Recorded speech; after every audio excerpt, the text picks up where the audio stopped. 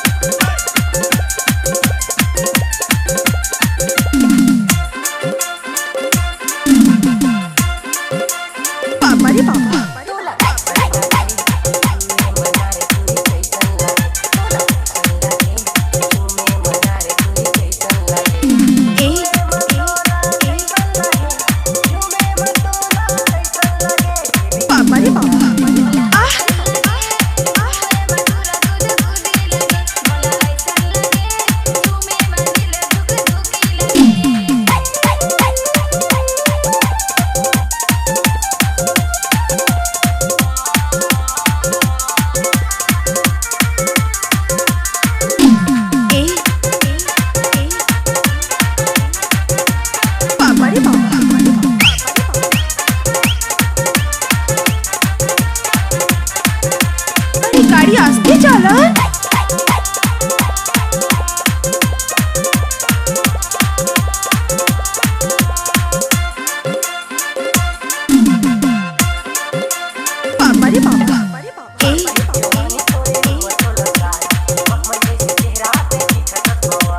DJ Shrichand बलुआ पाठ।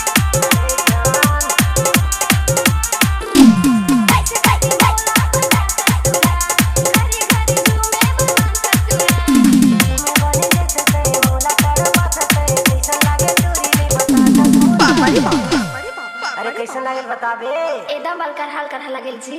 ए ठेंगा ठकत नहीं हस ना। ए तोला कैसन लागे?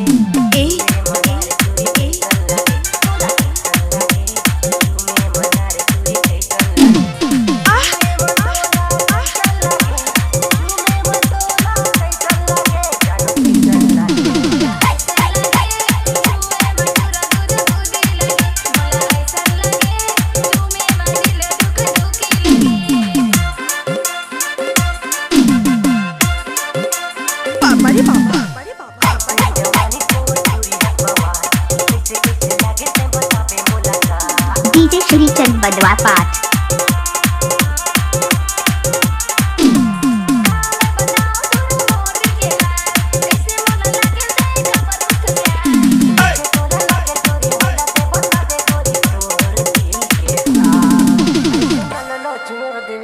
चल हट ऐसे भी मार खाबे ते।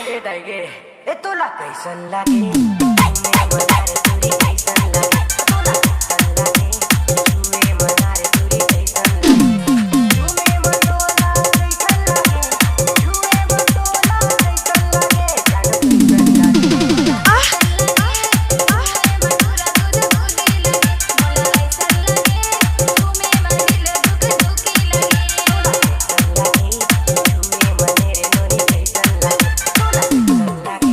डीजे श्रीचंद बलुआ पाठ।